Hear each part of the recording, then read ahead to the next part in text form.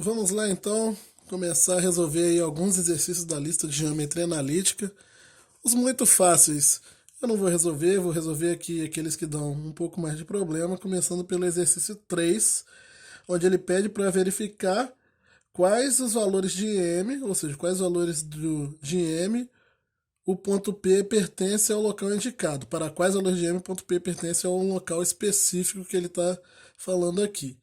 É, Primeiro, tem que ser o valor de M para o ponto P pertencer ao eixo das abscissas, qual tem que ser o valor de M para o ponto P pertencer ao eixo das ordenadas, para pertencer à bissetriz dos quadrantes ímpares, à bissetriz dos quadrantes pares e ao terceiro quadrante. Então vamos lá. Para o ponto P pertencer ao eixo das abscissas, ou seja, para ele estar aqui em cima do eixo X, que é o eixo das abscissas, o eixo Y é o eixo das ordenadas, o, sendo que o P ele tem a coordenada, vou colocar aqui para ficar mais simples de observar, menos 2m, nós temos que lembrar o seguinte: para um ponto estar em cima do eixo das abscissas, a coordenada y dele tem que ser igual a zero. Então, qualquer ponto aqui em cima do eixo da abscissa vai ter coordenada y igual a zero. O ponto, por exemplo, 1, 0, 2, 0, 3, 0, 4, 0, são pontos que têm coordenadas y iguais a zero. Os pontos que estão em cima do eixo das ordenadas, ele vai ter a abscissa zero, ou seja, ele vai ter a coordenada x igual a zero. Então, a resposta aqui da letra A e da letra B já tem a ver com isso, para ele pertencer aos pontos das abscissas, que no caso seria a resposta da letra A. Acabou que eu não larguei espaço para botar as respostas aqui, né? Mas dá para colocar ali. O M tem que ser igual a zero. Agora, para ele pertencer ao eixo das ordenadas, o M teria que ter um valor x igual a zero. Só que o ponto P ele já é um ponto que tem a coordenada x dele igual a menos 2. Então, não importa qual o valor de M você vai colocar aqui, esse ponto nunca será do eixo das ordenadas. Então, nesse caso aqui, não existe, símbolo de não existe M pertencente aos reais que faça isso acontecer, que faça o ponto P ser do eixo, cair aqui em cima do eixo das ordenadas. Porque para isso acontecer, a coordenada x deveria ser igual a zero. E se o M estivesse aqui, ó, no lugar do menos 2, talvez eu poderia colocar ele igual a zero. Mas aí quem não ia existir seria o da letra A. Então, a letra A e B tem a ver com isso. Na letra C, ele quer saber qual tem que ser o valor de M para o X pertencer à bissetriz dos quadrantes ímpares. Então, nós temos aqui o primeiro quadrante, segundo quadrante, terceiro quadrante e o quarto quadrante. A bissetriz, gente, sempre tem a ver com ângulos. Bissetriz ela é a reta ou semi-reta que vai dividir um ângulo ao meio. Então, se eu estou falando bissetriz dos quadrantes ímpares, ela vai ser a reta que vai dividir aqui os quadrantes ímpares ao meio. Vai ser uma reta que passa mais ou menos por aqui, dividindo aqui esse ângulo de 90 graus em dois ângulos de 45.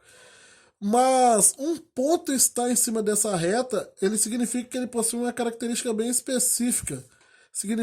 Pontos que estão em cima das abscissas, perdão, das bissetrizes dos quadrantes ímpares, são pontos que possuem o mesmo valor de x e y, das coordenadas x e y. Então, por exemplo, aqui está o ponto 1, 1, aqui em cima vai estar o ponto 2, 2. Todos os pontos que possuem coordenadas x e y iguais, eles vão estar em cima da bissetriz dos quadrantes ímpares. Eu tenho aqui o ponto menos 1, coordenada x igual a menos 1, y menos 1. Então, são pontos que possuem as mesmas coordenadas. Se for as duas positivas ou as duas negativas com o mesmo valor absoluto. Pontos que a bissetriz dos quadrantes pares, que seria a mesma ideia, só que para o lado contrário, Seria uma reta passando aqui, dividindo os quadrantes pares ao meio. Os pontos que caem aqui em cima da bissetriz dos quadrantes pares, eles têm umas características parecidas também com dos quadrantes ímpares, só que é a característica de terem valores numéricos absolutos iguais, porém com sinais contrários. Então aqui eu tenho o ponto -1, 1. Eu tenho, ó, eu tenho o ponto todo errado, né? O ponto -1, 1. Eu teria aqui mais à frente o ponto -2. As minhas coordenadas não ficaram perfeitas, tá? Vocês estão vendo que eu estou fazendo à mão. Então, ficou -2, 2 e -3, 3. Então, ele vai ter uma coordenada positiva, a outra negativa. Sempre, quando for para o outro lado, a mesma coisa. Vai ser o 1, -1, 2, -2, o 3, -3, e por aí vai, 4, -4. Essa que é a ideia. Então vamos lá. Qual tem que ser o valor de M, então, para esse ponto pertencer aos quadrantes ímpares? Para ele pertencer aos quadrantes ímpares, os sinais têm que ser iguais. Então o M, os números têm que ser iguais, tanto o sinal quanto o valor numérico absoluto no módulo. Então, o P, para ele pertencer aos quadrantes, a bissetriz dos quadrantes ímpares, o M teria que ser -2. M teria que ser igual a -2, para você ter o ponto -2, -2. Seria um ponto que estaria por aqui. -2, -2, seria mais ou menos esse ponto. Para ele pertencer aos quadrantes pares, os números aqui tem que ser o valor numérico, o valor absoluto igual, porém sinal invertido, né? Sinal contrário, sinais opostos, perdão. Então seria o -2, 2. Seria esse ponto até que eu já marquei aqui. O M seria que ser igual a 2. Aqui seria -2 e aqui igual a 2. E para o ponto pertencer ao terceiro quadrante, esse ponto P ser um ponto do terceiro quadrante, ou seja, ser um ponto que caia nesse quadrante aqui, em algum lugar, algum desses pontos, o que tem que acontecer para o ponto ser do terceiro quadrante? Pontos do terceiro quadrante possuem coordenada y sempre negativa, e o M está aqui na coordenada y. Então você pode ver que qualquer ponto do terceiro quadrante ele vai ter coordenada y aqui negativa, abaixo de 0.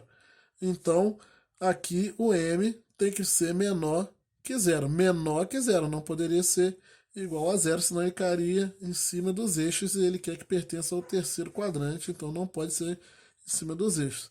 Se pudesse ser no terceiro quadrante ou nos eixos, aí poderia botar um menor igual aqui. Normalmente essa resposta, isso aqui é um intervalo. Aqui eu estou colocando uma resposta para uma questão, por exemplo, discursiva, objetiva.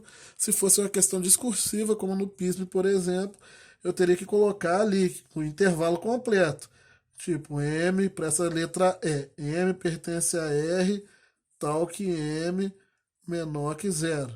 Ou, em forma de intervalo, M pertence ao intervalo que vai do até o menos infinito, começando do 0. Ok? Seria algo do tipo. Que ficou bem apertado, mas acho que vocês vão entender.